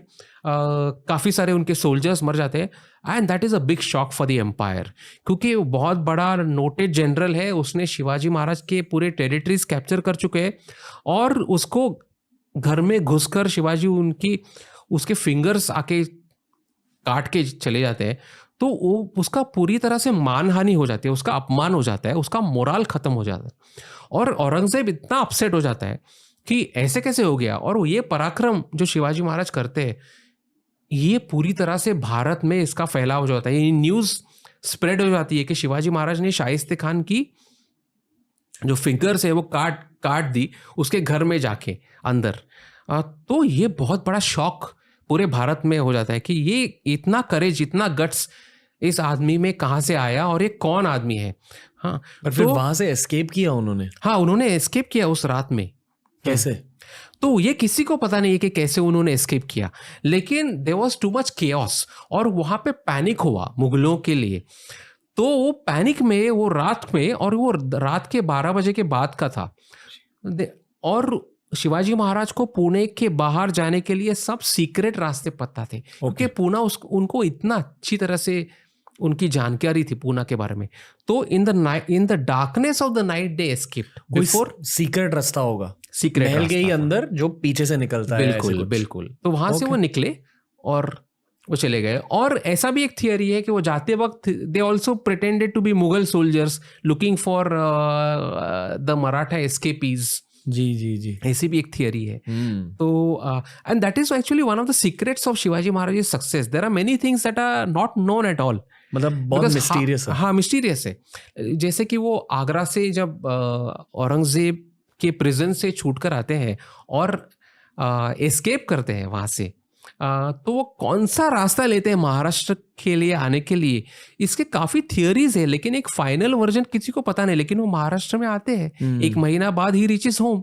पर वो फंसते कैसे औरंगजेब के जेल में, हाँ, ये भी बताइए। बिल्कुल बिल्कुल। तो ये जो शाइस्ता खान का जो धक्का है वो बहुत बड़ा धक्का हो जाता है। तो उसके बाद औरंगजेब जयसिंह को भेजता है, मिर्जा राजे जयसिंह। ये एक राजपूत है और बहुत बड़ा जनरल है। उसकी फौज तो शाइस्ता खान की फौज से भी ज़्यादा बड़ी रहती है, और वो एक फिर शिवाजी महाराज के लिए बहुत बड़ी तकलीफ हो जाती है। उनके सभी फोर्ट्स वापस ले लिए जाते हैं। So you see he is constantly facing setbacks. लेकिन अब क्रिकेट की बात करें तो वो अपनी विकेट थ्रो नहीं करते। वो ऐसे सोचते हैं कि I have to remain alive, I have to live another day to fight the battle. मैं जिंदा रहूंगा तो और भी लड़ूंगा, बचेंगे तो और भी लड़ेंगे, बोलते हैं ना। हाँ, तो आपको जैसे हमारे 21वीं सदी में कल्पना हो चुकी है ना कि आप जाके मरे और सैक्रिफाइस करे तो आप महान हैं जी। तो शिवाजी महाराज की स्ट्रैटेजी अलग है कि उनका करेज भी एक्स्ट्रॉर्डनरी है, उनका धैर्य और उनकी फियरलेसनेस, एक भय का अभाव कि वो शाइस्ता खान के कैंप में घुसकर उनको मारते हैं। लेकिन एट द सेम टाइम उनको सर्वाइवल भी बहुत महत्वपूर्ण लगता है, क्योंकि आपको अगर राज्य निर्माण करना है तो आपको जिंदा रहना जरूरी है जी। तो मिर्जा राजा जयसिंह आकर भी उनका सब 23 मतलब उनको 23 फोर्ट सरेंडर करने के लिए बोल देते हैं, क्योंकि उनको बहुत प्रेशर आ जाता है मुगलों से। तो 23 फोर्ट सरेंडर करने के लिए वो अग्री हो जाते हैं। अब उनके लोग भी शिवाजी महाराज को बोल रहे हैं कि आप फोर्ट्स मत दो, आप सब खत्म हो जाएंगे, कुछ नहीं बचेगा। लेकिन वो देते हैं। वो ऐसे सोचते हैं कि ठीक है, आज दे देंगे, जिंदा रहेंगे, कल और भी लड़ेंगे और वापस वो फोर्ट्स मिलेंगे। और उन पर इतना प्रेशर हो जाता है कि मिर्जा राजा जैसे उनको बोलता है कि आप औरंगजेब से आकर कोर्ट में आप you present yourself before the court. तो he doesn't want to go. Shivaji Maharaj की इच्छा नहीं है वहां पे जाने की, उनको पता है ह्यूमिलिएशन होने वाला है, लेकिन फिर भी वो जाते हैं। There is tremendous pressure and he goes there. और औरंगजेब उनको डेलिबरेटली ह्यूमिलिएट करता है। वो जब उनके सामने जाते हैं तो ही डज नॉट एक्नॉलेज, वो कुछ बात नहीं करता है। उनको 3rd row of ranking officials है, वो 3रे रो में उनको खड़ा किया जाता है। मतलब उन्हें ऐसा फील करवाया जा रहा है कि आप कुछ नहीं हो। तो इस प्रकार से उनसे बर्ताव डेलिबरेटली, जानबूझकर उनसे बुरी तरह से बर्ताव किया जाता है। और वो प्रोटेस्ट करते हैं, वो शांत रहने वाले नहीं हैं। उनका आत्मसम्मान वहाँ पे उनके आत्मसम्मान को चोट लगती है जी। और उनको ये भी पता है कि मुझे यहाँ आना नहीं चाहिए था, लेकिन there was too much pressure और मुझे पता था ये ऐसे होने वाला है और ये हुआ है। तो वो और भी कन्विंस हो जाते हैं कि औरंगजेब आदमी अच्छा नहीं है और मेरी जो लड़ाई है वो सही लड़ाई है कि मेरे लोगों के लिए, कि इस प्रकार का बर्ताव हमारे सामान्य दक्कन के लोगों के साथ हो रहा है इस साम्राज्य से, तो मेरी लड़ाई ठीक है। और उन्हें गुस्सा आ जाता है, वो गुस्सा बोल के दिखाते हैं औरंगजेब के सरदारों के सामने कि your emperor knows what kind of a person I am and still he is treating me like that. Context देने के लिए टॉर्चर टेक्निक्स भी बताओ औरंगजेब के, क्योंकि उस दरबार में अगर किसी ने आवाज उठाई तो वो शिवाजी महाराज ने उठाई। तो उस औरंगजेब के दरबार में इस तरह की आवाज उठाने की किसी को आदत नहीं थी। लोग 3 बार जैसे झुककर नमस्ते करते थे उनको, और उनके चरणों की धूल अपने सर पे ले लेते थे। और शिवाजी महाराज ने ये सब करने से इनकार किया। उतना ही नहीं, लेकिन उनके आत्मसम्मान को जब चोट पहुंची तो उन्होंने ये बहुत ही स्पष्ट शब्दों में क्लियर किया कि मुझे इस तरह का बर्ताव पसंद नहीं है और मेरा सम्मान एक सामान्य आदमी के रूप में, मेरे लोगों का सम्मान, दक्कन के लोगों का सम्मान इंपॉर्टेंट है। You can not treat me like this जी। तो औरंगजेब अपसेट हो जाता है कि ये दरबार में आके मुझसे ऐसे बात करने वाला कौन आदमी आया, कोई भी आवाज नहीं उठाता। तो वो उन्हें कैद कर लेते हैं और शिवाजी महाराज 3 महीनों से ज़्यादा आगरा में कैद हो जाते हैं। और औरंगजेब प्लान बनाता है उनको मारने का। तो अब यहाँ से निकले कैसे? शिवाजी महाराज काफ़ी सारे लेटर्स लिखते हैं उनको निकलने के लिए, लेकिन वो कुछ होता नहीं है। अपने लोगों को वो वापस भेज देते हैं, जो फौज उन्होंने उनके साथ ली है, और 4-5 लोग रखकर, अपने बेटे को रखकर उसके साथ, संभाजी को रखकर, 9 साल का लड़का है वो, और वो कैद में है 3 महीनों से ज़्यादा। औरंगजेब ने उन्हें मारने की कोशिश क्यों नहीं करी? औरंगजेब 2 प्लान करता है। एक तो उसको खून इस तरह से करना है कि दक्कन के लोग ज़्यादा गुस्सा न करें, उनको पराभूत प्रतिस्पर्धी ज़्यादा पसंद है एक शहीद प्रतिस्पर्धी से, क्योंकि शहीद जो होता है वो इंस्पिरेशन हो सकता है उसके लोगों के लिए, और वो बगावत कर सकते हैं। तो लेट हिम डाई स्लोली जी, और अंडर सम प्रीटेक्स्ट। तो एक प्रीटेक्स्ट भी तैयार करता है वो शिवाजी महाराज को ऐसे बोलते हैं कि आप अफगानिस्तान में जाके लड़ो, तो उनको पता है वहां पे वो लड़ाई में मारे जा सकते हैं, तो गुड रिडन्स फॉर हिम। और वो दक्कन के लोगों को बता सकता है कि आपका नेता तो लड़ाई में लड़ गया, मर गया, मैं क्या कर सकता हूँ। तो शिवाजी महाराज तैयार होते नहीं है उसके लिए। तो वो धीरे धीरे से उनका मोराल खत्म करने की कोशिश कर रहा है और वहां पे मारने की कोशिश कर रहा है उनको। ओके। हाँ, तो 3 महीने से ज़्यादा वो कैद में है, और एक दिन वो एक कल्पना करते हैं कि एक फ्रूट बास्केट्स मंगाना शुरू कर देते हैं, फल की टोकरी मांगना शुरू कर देते हैं रोज़। और वो ऐसे बोलते हैं कि मुझे ये फल की टोकरी लोगों को दान देनी है, कुछ संत लोगों को देनी है, कुछ पीरों को देनी है, तो मुझे मेरे नाम से भेजना शुरू कर दीजिए और मुझे दिखाइए ये सब है। तो उन्होंने दिखाना ये सब शुरू हो जाता है, और ऐसे काफ़ी दिनों तक वो फल की टोकरियाँ आती रहती है। वो मुगलों के सरदार उनको जो गार्ड कर रहे हैं बाहर, प्रिजन के बाहर, वो चेक करते रहते हैं कि इसमें फल ही है ना। तो काफ़ी दिन चेक करते हैं। एक दिन ऐसा भी आता है कि ज़्यादा चेक करना कम कर देते हैं वो बाहर निकलते वक्त। तो एक दिन शिवाजी महाराज ऐसी एक टोकरी में बैठकर वो उनके लड़के को दूसरी एक टोकरी में बिठाकर उससे वहाँ से पलायन कर देते हैं। और सुबह जब गार्ड देखते हैं कैद में, तो पंछी तो उड़ चुका है। और शिवाजी महाराज सीधा साउथ में ना आते हुए आगरा से वहाँ से मथुरा जाते हैं, दूसरी दिशा में जाते हैं। मथुरा में संभाजी को, अपने बेटे को, वहाँ पे एक पंडित के पास रखते हैं, जो वहाँ के महाराष्ट्रियन पंडित है, जो वहाँ दक्कन से वहाँ गए और फिर खुद अकेले आ जाते हैं। संभाजी बाद में आ जाता है 1-2 महीने बाद वहाँ पे, और फिर 1 महीने का एक घोड़े पर सवार होकर वो दक्कन आ जाते हैं। और औरंगजेब पूरी तरह से शॉक हो जाता है कि ये आदमी भागा कैसे। और तभी से ये स्टोरीज का फैलाव होना शुरू हो जाता है कि ये तो शायद ये कोई, इसके पास कोई मैजिक ट्रिक है जी, कि ये कोई मैजिक करने वाला आदमी है, दैट ही डिसअपीयर्स, पर एक्चुअली स्टेल्थ वॉरफेयर के master, it is stealth warfare के, मतलब शांति से यहाँ हाँ, और सीक्रेट, और फिर वो वापस आ जाते हैं और 3 साल अपना एडमिनिस्ट्रेशन का रिफॉर्म कर देते हैं पूरी तरह से। न्याय व्यवस्था अच्छी कर देते हैं, टैक्सेशन सिस्टम अच्छी कर देते हैं, अपना राज्य और मजबूत करना शुरू हो जाता है।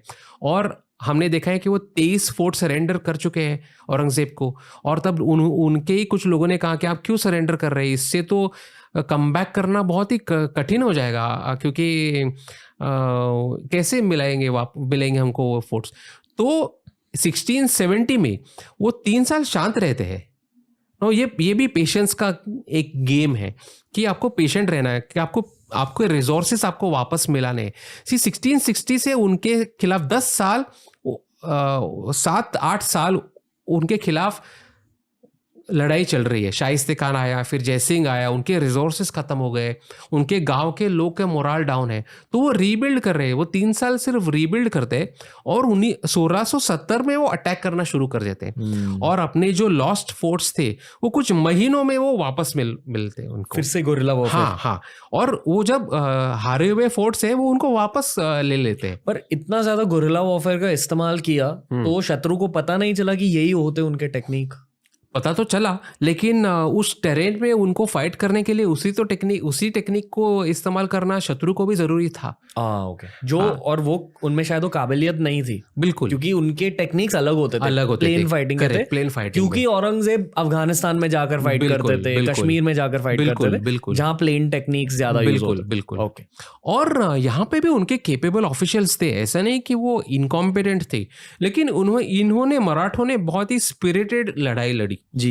रिसोर्सेस उनके पास कम होंगे, लेकिन एक विल होती है ना, एक लड़ाई करना कि हमको ये, तो वो एक इंस्पिरेशन इस नेता ने, इस नेतृत्व ने, शिवाजी महाराज के नेतृत्व ने उनको दी। कहा जाता है, ये शायद एक लेजेंड है, पता नहीं कितना सच है इसमें, पर जब एक युद्ध में अगर उन्हें किले पर चढ़ना था तो कहा जाता है कि वो चिपकली का इस्तेमाल करते थे। ये सच है? नहीं, ये सच तो नहीं है, लेकिन वो एक स्टोरी है। लेकिन वो चिपकली की तरह ही रोप लैडर लेकर काफी बार कई किलो पर इसी तरह से हमला किया जाता था मराठों से, और वो कैप्चर किए जाते थे। बिल्कुल। हथियार कैसे होते थे? सिर्फ तलवार? हथियार तो तलवार, ढाल, अपना रेगुलर, मतलब जो कुछ ऐसा अलग नहीं था? नहीं, अलग तो नहीं था उनका। ओके। और भाला जो आपका स्पेयर। पर मैं अज्यूम कर रहा हूँ कि स्टेल्थ वॉरफेयर एक कैरेक्टर ट्रेट थी। बिल्कुल। फिर उसके साथ साथ शायद झट से वो तलवार का इस्तेमाल बिल्कुल करते वो थे। स्किल्स, वो जो स्पोर्ट्समैनशिप के स्किल्स थे, वो तलवार का इस्तेमाल किस तरह करना है, भाला का और शील्ड का, उसमें वो बहुत ही प्रोफिशिएंट थे, अच्छे थे। ओके। क्योंकि मुगलों की आर्मी में उज़्बेक्स भी थे, अफगान भी थे, अलग अलग, मराठी भी थे। अच्छा। हाँ। कैसे?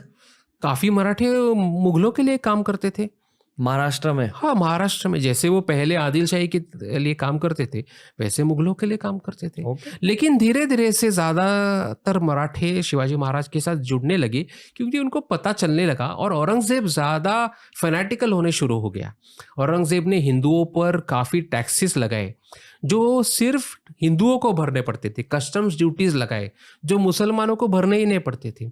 उन्होंने हिंदुओं पर जजिया टैक्स लगाया। वो जजिया टैक्स का डेफिनेशन ही ऐसा था कि आप अगर मुसलमान नहीं हो, आप अगर काफिर हो, उनके शब्दों में काफिर, तो आपको वो टैक्स भरना है। उन्होंने मंदिरों को उद्ध्वस्त करना शुरू किया, उन्होंने काशी को उद्ध्वस्त किया, उन्होंने मथुरा को उद्ध्वस्त किया, मंदिरों को। तो ये सब मैसेजेस हिंदू लोगों को जाने लगे, और उनको ये पता चलने लगा कि ये बहुत ही असहिष्णु प्रकार का बादशाह है। और अपना सामान्य जीवन भी हमें नहीं जीने लगेगा। And the majority of the population in the Mughal empire was Hindu. जी। ओके। तो मराठों को जब ये सब पता चलने लगा, तो और भी लोग शिवाजी महाराज के साथ जुड़ने लगे। और शिवाजी महाराज ने ये तो स्पष्ट कर ही दिया था कि मैं इस्लाम का आदर करता हूँ, मैं सभी धर्मों का आदर करता हूँ।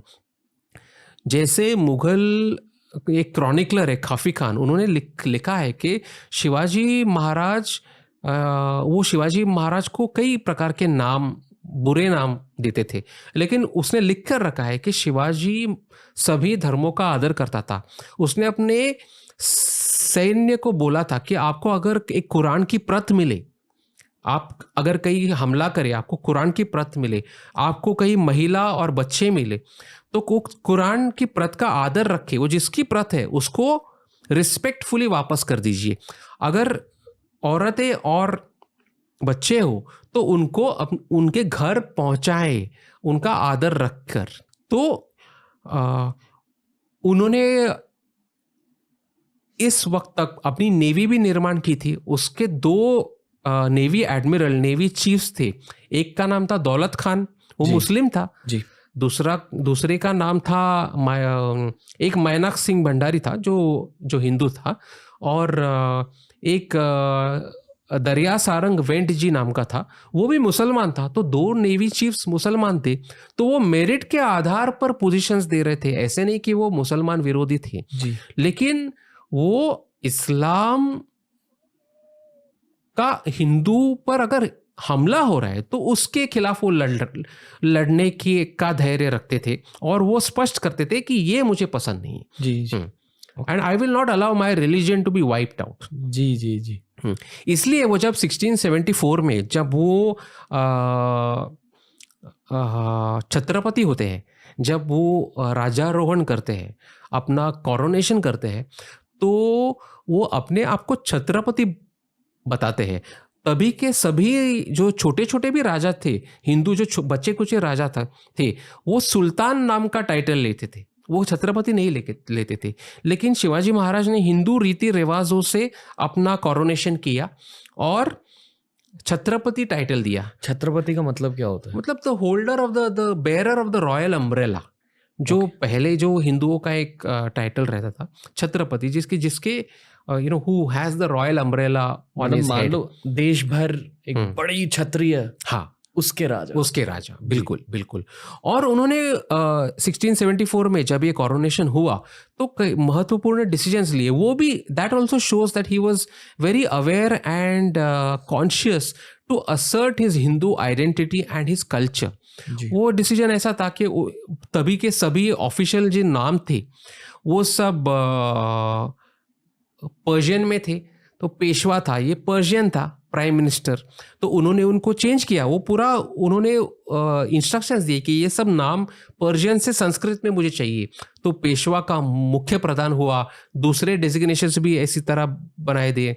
उन्होंने एक राज्य व्यवहार कोश निर्माण करने का आदेश दिया। राज्य व्यवहार कोश क्या होता है? एक डिक्शनरी, एक लेक्सिकॉन की ऑफिशियल टर्म्स है ना जो पर्शियन में है, उसको संस्कृत बनाए सब। जी। तो उन्होंने खुद के कॉइन्स निर्माण किए और उन्होंने मराठी भाषा को ऑफिशियल दर्जा दिया, संस्कृत को दर्जा दिया। पहले भी मराठी में डॉक्यूमेंट्स रहते थे, लेकिन जो ऑफिशियल डॉक्यूमेंट्स थे जिस पर स्टैंप रहता था, आपका छापा रहता था, वो सिर्फ पर्शियन में थे। मराठी डॉक्यूमेंट सिर्फ लोगों को समझ में आए, इसलिए उसका ट्रांसलेशन किया जाता था।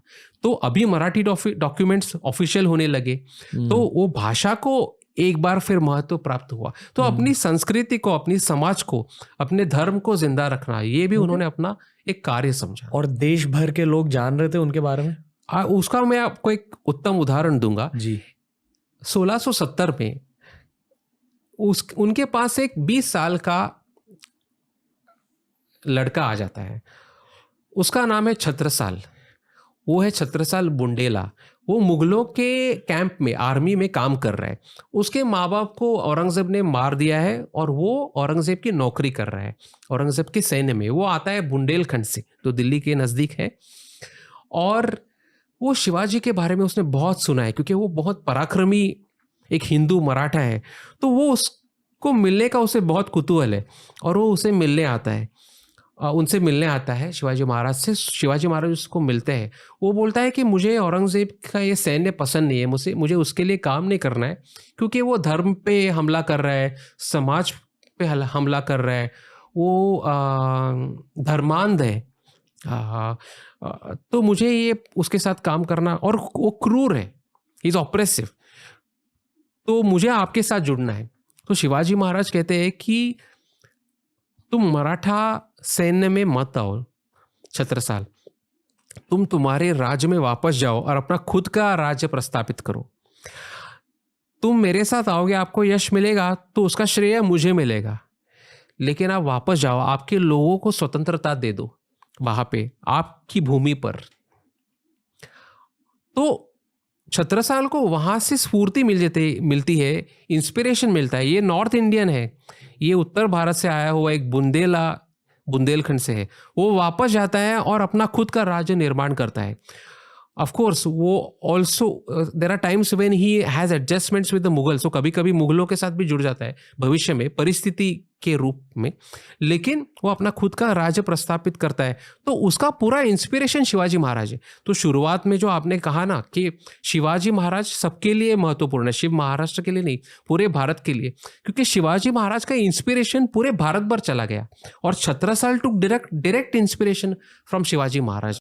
The Rajput took direct inspiration from Shivaji Maharaj. Rajput के सबसे बड़े मुगल सैन्य में कौन लोग थे? राजपूत थे। लेकिन उन्होंने बाद में जो बंड किया, जो बगावत की, उसका इंस्पिरेशन क्या था? उसका इंस्पिरेशन शिवाजी महाराज और उनके लड़के संभाजी महाराज थे जी। संभाजी महाराज की लड़ाई थी, शिवाजी महाराज की लड़ाई थी जी। और सिख थे, उन्होंने भी उससे इंस्पिरेशन लिया और मुगलों के साथ लड़े। औरंगजेब ने सिख के धर्मगुरु पर अत्याचार किए, उनको बिहेड किया, उनका शिरच्छेद किया। जी जी। लेकिन उन्होंने भी ये स्फूर्ति लेकर, तो पायनियर बोलते हैं ना, किसी ने ये शुरुआत करनी है, वो पायनियर शिवाजी महाराज है। और उसके बाद सभी लड़ाइयाँ मुगलों के खिलाफ शुरू हो जाती है, राजपूतों की, सिखों की, बुंदेलों की, और ये जो एक आग है वो पूरे भारत भर फैल जाती है और मराठा उसका नेतृत्व कर रहे हैं। ओके। उनके लास्ट फेज ऑफ लाइफ के बारे में क्या कहना चाहोगे आप शिवाजी महाराज के? क्योंकि लोगों को थोड़ा बहुत पता है, पर वो स्वराज्य के मोमेंट में जहाँ उनको छत्रपति की कोरोनेशन दी गई, बिल्कुल ये एक बहुत की मोमेंट था। हाँ। इसके बाद भी एक बहुत की फेज स्टार्ट हुआ, बिल्कुल, जहाँ मेरे ख्याल से लैंड रिकैप्चर हो रहा था महाराष्ट्र में। करेक्ट, जो लैंड का लॉस हुआ था। करेक्ट। उसके साथ साथ सिख एम्पायर का राइज हो रहा है नॉर्थ में, और औरंगजेब बेसिकली फ्रस्ट्रेट हो रहे हैं। Yes. उन्हें पता नहीं अभी क्या करना है। करेक्ट। और वो भी बूढ़े होते जा रहे हैं। मेरे ख्याल Yes. से वो शिवाजी महाराज से 20 साल बड़े थे। बिल्कुल बिल्कुल। करेक्ट। और क्योंकि उनकी उम्र बढ़ रही है, वो थोड़े पागल होते जा रहे हैं। Am I right? ऐसा कहा जाता है। आप कुछ कहना चाहोगे? नहीं, पागल तो नहीं हो रहे वो, लेकिन वो फ्रस्ट्रेट जरूर हो रहे हैं, और उनका source of his frustration is Shivaji. Okay. हाँ, क्योंकि वो हार नहीं रहा है, वो हार मान नहीं रहा है, और वो खुद को राजा घोषित किया है उन्होंने, और उनका राज्य बढ़ रहा है, स्थिर भी हो रहा है, उनका स्टेबल हो रहा है राज्य। मतलब मराठा एम्पायर ने महाराष्ट्र को मोस्टली कैप्चर कर लिया। मोस्टली कैप्चर नहीं किया, क्योंकि वो एक्सपांड कर रहे हैं, और कोरोनेशन के बाद क्या होता है कि शिवाजी दक्षिण की मुहिम शुरू कर देते हैं, तो वो कर्नाटका को कैप्चर करना शुरू कर देते हैं। और वो आंध्रा में से तमिलनाडु तक जाते हैं, वो जिंजी तक जाते हैं, ईस्टर्न कोस्ट में जाते हैं। ओके। तो औरंगजेब बहुत फ्रस्ट्रेट हो जाता है कि इसका राज्य इतना बढ़ रहा है और सब जगह अपना राज्य प्रस्थापित कर रहा है, तो इसको कैसे रोकूं अभी, और इसका चैलेंज तो बढ़ ही रहा है। तो क्या किया उन्होंने? तो वो इसके बारे में ज्यादा कुछ कर नहीं सके, क्योंकि शिवाजी महाराज ने अपनी नई व्यवस्था निर्माण की। वो व्यवस्था लोगों ने भी वेलकम की, क्योंकि उसमें न्याय था।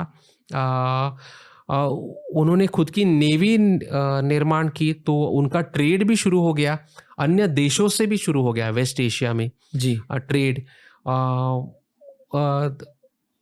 उनका राजा घोषित होने की वजह से उनका फायदा ऐसे हुआ, वो इसीलिए उन्होंने घोषित किया कि उनको फिर ऑफिशियल नेगोशिएशंस करने की सहूलत मिले उसमें, कि अगर ब्रिटिशों को उनके साथ नेगोशिएट करना है तो उनका now is an independent king, now nobody can turn back and से कि नहीं आप तो बीजापुर के अंडर है, हम आपसे कोई ट्रीटी नहीं करेंगे, अभी हम राजा है। तो that sovereignty is important for that reason. Okay. उनको एक बहुत ही बड़ा कॉन्फिडेंस उसमें आ जाता है, and his state begins to expand, and Aurangzeb can do nothing till Shivaji's death in 1680. जब Shivaji dies in 1680, and by then his empire has spread to Tamil Nadu in the south. उनका देहांत हुआ कैसे? हाँ, शिवाजी महाराज को 2 बड़े इलनेसेस हुए। तो एक इलनेस तो उनको जब आगरा से वापस आए, क्योंकि बहुत हेक्टिक फेज था, वो स्ट्रेसफुल फेज था, और travel and all of that, 1 महीना वो नॉन स्टॉप ट्रैवल कर रहे थे। तो उसके बाद एक मेजर इलनेस हुआ, तो वो बेड रिडन थे ऑलमोस्ट 1 महीने के लिए।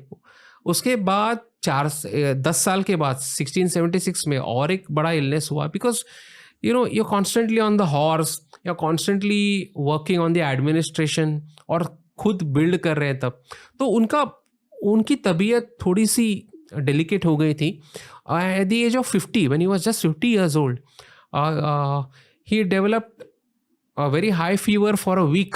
बुखार in हो गया। 1680 बुखार हो गया बहुत, and he never recovered from that, and he died in April 1680. तो उनका देहांत जब हो जाता है, उसके बाद औरंगजेब इज वेरी हैप्पी, क्योंकि अभी मैं मराठा साम्राज्य ले लूंगा, अभी मैं दक्कन, क्योंकि उसका बहुत बड़ा एम्बिशन है, मुझे दक्कन को किसी तरह से कंट्रोल करना है और कैप्चर करना है। जी। तो वो निकल पड़ता है दक्कन की तरफ और वो अगले साल दक्कन आ जाता है। तो शिवाजी महाराज के जो लड़के हैं संभाजी महाराज, वो नए छत्रपति हो चुके हैं मराठों के। और उनके एक छोटे बेटे राजा राम, वो यंगर बेटे हैं, वो भी है। तो औरंगजेब दक्कन पर हमला करता है बहुत बड़ा सैन्य लेकर, और मराठा उसे इस तरह से लड़ा देते हैं, उसके सामने इस तरह से संघर्ष करते हैं कि 25 साल औरंगजेब दक्कन में ठहरा रहा और वो दक्कन जीत नहीं सका।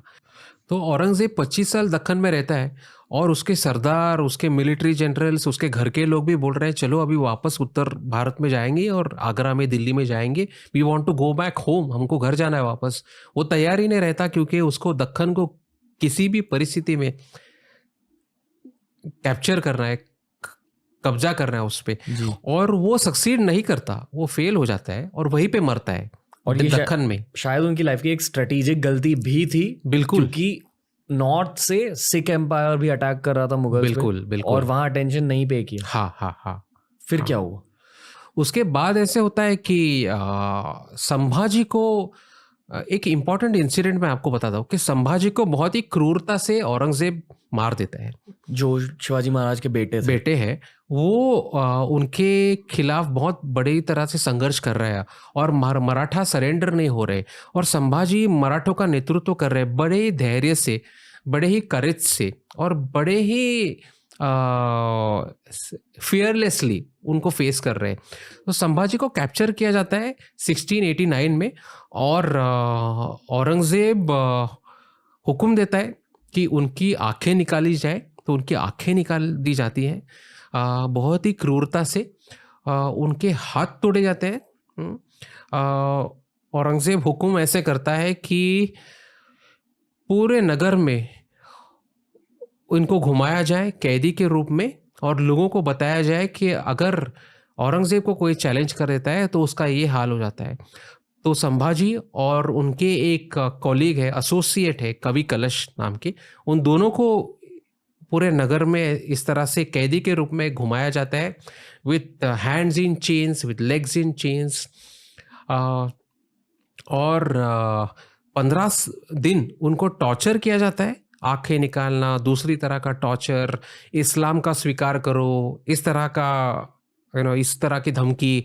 और संभाजी बहुत ही धैर्य से, हिम्मत से उसे ना कहते हैं कि मैं स्वीकार नहीं करूँगा, और उनको टॉर्चर करके 15 दिन में उनकी हत्या की जाती है, उनको मार दिया जाता है। बहुत ही एक क्रूरता की परिसीमा है औरंगजेब की तरफ से।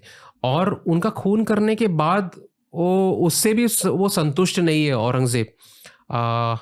लोगों को दिखाने के लिए उनका जो सर है संभाजी का, उसमें वो स्ट्रॉ भर देता है और वो सर अलग करता है धड़ से, और वो भी घुमाया जाता है पूरे नगर में दिखाने के लिए कि मराठों के राजा की मैंने ये हालत कर दी।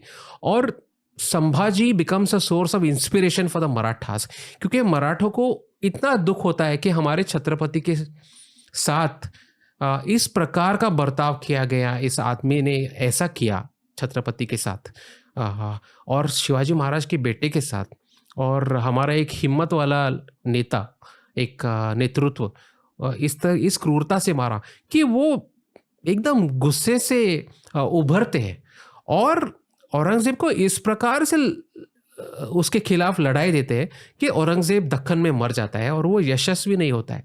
उसका एक कारण ये भी है, वो मराठों का गुस्सा और उनका विल पावर उतना बढ़ जाता है कि वो बहुत ही गुस्से से उभर कर आते हैं कि उन्हें ये जो हुआ है उसका बहुत गुस्सा है। तो फिर संभाजी के छोटे भाई राजा राम, उनके स्टेप ब्रदर थे, वो दूसरी माँ के लड़के थे, लेकिन राजा राम लड़ाई देते हैं। उसके बाद संभाजी के बेटे शाहू लड़ाई देते हैं। राजा राम की पत्नी ताराबाई जो कोल्हापुर की है, सातारा कोल्हापुर की, वो बहुत बड़ी लड़ाई देती है और मराठों की लड़ाई एक नए एनर्जी से उभर कर आती है। और शाहू फिर एक बालाजी विश्वनाथ नाम के ऑफिशियल है, उनको पेशवा अपॉइंट करते हैं। पेशवा का मतलब है प्रधानमंत्री। और धीरे धीरे वो पेशवा अधिकाधिक सामर्थ्यवान हो जाता है and he becomes the de facto ruler of the Marathas. तो जो किंग है, छत्रपति है, उसका महत्व थोड़ा कम हो जाता है क्योंकि शिवाजी महाराज के जो फैमिली है वो बैकग्राउंड में चली जाती है और ये पेशवा इंपॉर्टेंट हो जाते हैं because very few of his family members are left anyway, जो सक्सेसर्स है वो।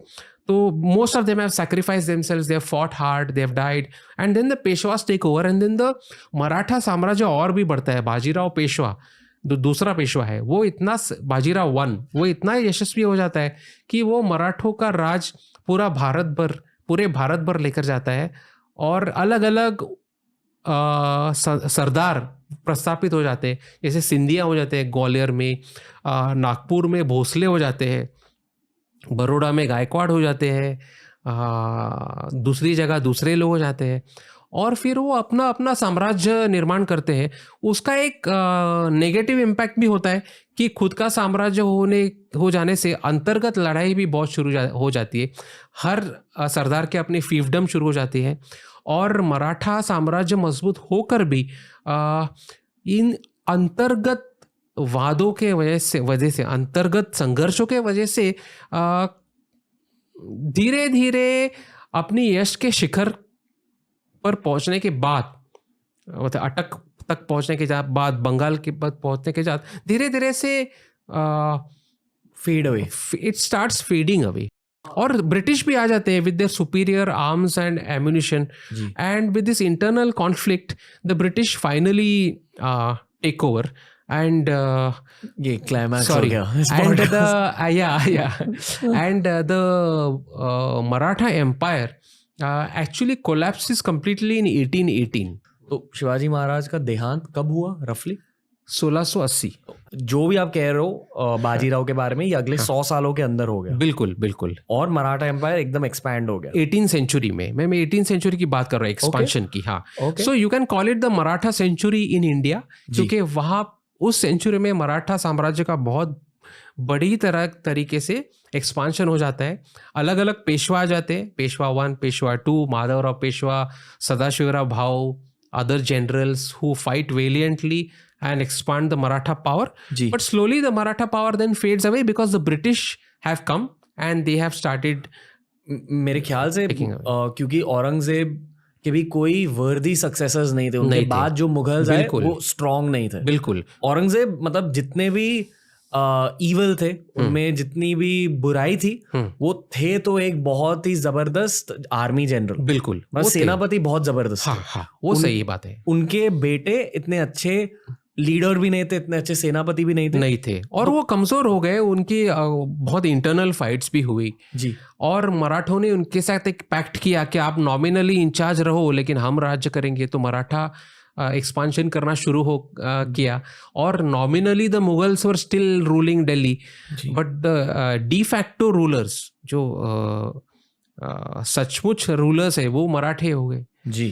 तो 100 सालों तक या शायद ऑलमोस्ट 150 साल ऑलमोस्ट। हाँ, और लड़ाइयाँ तो चलती ही रहती है क्योंकि नॉर्थ में मुगल है, दूसरे भी हमले करने वाले लोग हैं, अफगान लोग हैं जो आना चाहते हैं हिंदुस्तान में, अहमद शाह अब्दाली। हाँ बिल्कुल। और बंगाल में ब्रिटिश आ गए, दूसरे लोग आ गए, फ्रेंच में फ्रेंच लोग आ गए पौंडीचेरी में, गोवा में पोर्चुगीज तो थे ही और डच भी थे यहाँ पे जी। एंड मोस्ट इम्पोर्टेंटली टेक्नोलॉजी आ गई और the western technology was much more superior to the Marathas. मतलब हम तलवार यूज करते थे, बिल्कुल, तोप यूज करते थे, बिल्कुल, पर वो लोग बंदूकें यूज करते थे। Correct. And they had much more sophisticated तोप आल्सो, बहुत अच्छी क्वालिटी के तोप भी उनके पास थे। तो Indians suffered in that respect और इसीलिए मराठा साम्राज्य या भारतीय जो लोग थे वो पीछे रह गए और ब्रिटिश लोगों ने कैप्चर किया पूरी तरह कहा से। जाता है कि शिवाजी महाराज ब्रिटिशर्स को ट्रस्ट नहीं करते थे। हाँ सच है, उन्होंने ब्रिटिश ऑफिशियल्स को इम्प्रिजन भी किया, उन्होंने कैद भी किया था ब्रिटिश ऑफिशियल्स को, क्योंकि वो वेस्टर्न कोस्ट में समुद्र के यहाँ पे अपना व्यापार करते थे जी। और अपनी मनमानी करते थे। तो शिवाजी महाराज ने उनके कई ऑफिशियल्स को कैद किया था, रखा था कैद कर कर, और फिर छोड़ा था। और उनके कभी वो संघर्ष करते थे शिवाजी महाराज के साथ, तो कभी वो निगोसिएशंस करते थे। और हमेशा शिवाजी महाराज की लड़ाई चलती रही ब्रिटिश लोगों के खिलाफ, ब्रिटिश लोगों के खिलाफ, पोर्चुगीज लोगों के खिलाफ। जैसे पोर्चुगीज लोगों ने वहाँ पे एक मंदिर तोड़ दिया था गोवा में, तो शिवाजी महाराज ने उसकी पुनर्स्थापना की। सप्तकोटेश्वर मंदिर जो है गोवा का, उसकी पुनर्स्थापना शिवाजी महाराज ने की। जी, ओके। तो ये था आज का पॉडकास्ट। ऐसा कुछ पॉइंट है जो आप हाईलाइट करना चाहोगे इस पॉडकास्ट के एंड में?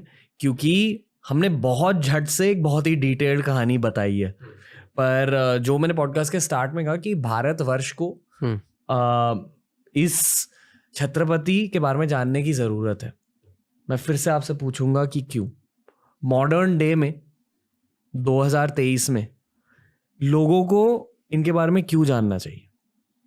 3-4 कारण है। एक तो शिवाजी महाराज ने भारत का पूरा मैप बदल दिया। जी। भारत के लोगों को स्वतंत्रता का मतलब अच्छी तरह से समझाया, और वो एक उदाहरण हो गया भारत के स्वतंत्रता के संग्राम में। जब ब्रिटिशों के खिलाफ भारत लड़े तो बाल गंगाधर तिलक थे, लजपत राय थे, बिपिन चंद्र पाल थे, वो सब शिवाजी महाराज का उदाहरण लेके ही आगे बढ़े। He became a big inspiration in the freedom movement. उन्होंने जो पॉलिसीज और रिफॉर्म्स किए वो एक उदाहरण बने हुए हैं आज तक कि लोगों के हित में कैसे काम करना है। जी। तो उसीलिए उसकी तरफ उनकी तरफ लोग देखते हैं, उनके रिफॉर्म्स की तरफ लोग देखते हैं। और सहिष्णुता का भी उदाहरण कि एक तो हिंदू धर्म को जीवंत और ज्वलंत रखकर, अपने मूल्यों को साबित रखकर दूसरों धर्मों का भी आदर करना, ये भी एक उनकी न्यायिक व्यवस्था है। तो पूरी तरह से एक नेता को, एक समाज के नेता को कैसे विजन होना चाहिए और भविष्य का निर्माण किस तरह से होना चाहिए, इसके लिए उदाहरण है। Okay, Vaibhav sir, thank you आज की कहानी के लिए। आज का पॉडकास्ट आई होप हर भारतीय तक पहुंचे। कैसा लगा आपको? बिल्कुल अच्छा लगा। कहानी दोहराकर थोड़ा टेस्ट मैच खेले ऐसा लगा। तो अच्छा लगा थोड़ा। क्यों ऐसा क्यों कह रहे हो? हाँ, क्योंकि we discussed cricket also in the middle of it. नहीं, अच्छा लगा। सही है। I am very happy to be here and बहुत ही अच्छा आपने बातचीत की। आपका भी धन्यवाद जी, मुझे बुलाया। I am glad. क्या आपको ये लगता है कि हमने इस कहानी को लेकर जस्टिस किया? बिल्कुल जस्टिस किया। Okay, alright. क्योंकि आई नो कि हमने थोड़ा सा रश कर दिया इस कहानी को, पर आई एम श्योर कि आप लौट कर आओगे TRS पर, और अगली बार और कुछ हिस्टोरिकल चैप्टर आप हमें सिखाओगे। तो thank you, appreciate you and appreciate the story telling. Thank you Ranveer. Thank you, thanks. तो दोस्तों, ये था हमारा मराठा एम्पायर स्पेशल पॉडकास्ट, हमारा छत्रपति शिवाजी महाराज स्पेशल पॉडकास्ट। बहुत सारे मराठा एम्पायर के एपिसोड्स, सिख एम्पायर के एपिसोड्स रिलीज होंगे आने वाले महीनों में।